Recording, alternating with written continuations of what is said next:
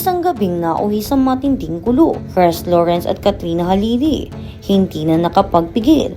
Anak na si Katie nadamay sa nakakagimbal na eksena sa loob ng kwarto. Muling yumanik ang buong social media matapos kumalat ang isang hindi inaasahang video na nagpapakita ng isang tila pribado at napakainit na tagpo sa pagitan ng mga kilalang personalidad na sina Chris Lawrence at Katrina Halili sa kalaliman ng gabi kung saan inaasahan ang tahimik na pamamahinga. Isang nakakabaliw na senaryo ang tuluyang gumising sa mga natutulog na diwa ng mga mapanoring netizens. Mas nakakagimbal pa rito, mismo ang kanilang mahal na anak na si Katie ay kitang-kitang nadamay sa nasabing kaguluhan na huling-huli sa personal na kamera ng sikat na mga awit. Para sa marami, ang nakakabigang pagkalat ng nasabing pamamasyal at pagsasama sa gabi ay isang malaking pasabog na naglantad sa tunay na nangyari sa likod ng mga nakasarang pinto ng dating magkasintahan na ngayon ay tila may pilit itinatagong namumuong alab na muling nagbabalik mula sa nakaraan.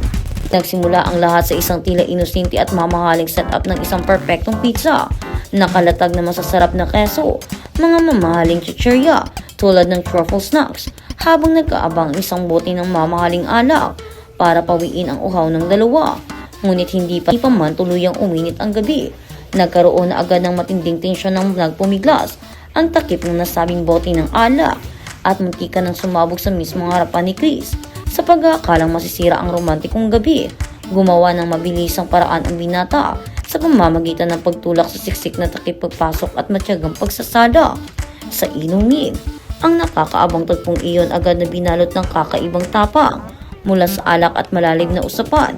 Ang dalawa kung saan umabot sa pag-uungkat ni Katrina tungkol sa nakakalokang posisyon ng mga bituin at planeta sa kanilang astrolohiya. Isang malinaw na pahiwatig umano ito na ang pag-ibig at romansa kasalukuyang nakatutok sa kanilang dalawa na tila ba pilit pinagtatagpo muli ng mapaglarong tadhana sa kalagitnaan ng kanilang seryosong pag-uusap. At matapos makarami ng lagok sa alak, bigla na lamang nagbago ang ihip ng hangin at sumiklab ang isang matinding pisikal na gulo na siguradong ikinagugulat ng sino mang nakakapanood. Hindi na nakapagpigil si Chris at biglang sinugo si Katrina sa kama na nagdulot ng malakas na hiyawan at walang patid na pagmamakaawa mula sa aktres.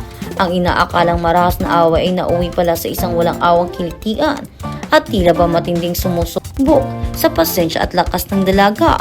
Mas lalong uminit ang naging magulo ang sitwasyon ng buong galak na pumasok sa eksena. Ang kanilang anak na si Katie na sa halip na awatin ang nag-aambok na ama ay masayang nakipagsabuatan pa upang lalong pahirapan ang sariling ina sa pamamagitan ng pag-atake sa bewang nito. O malingaw nga ang boses ni Katrina na pilit humihingi ng saklolo.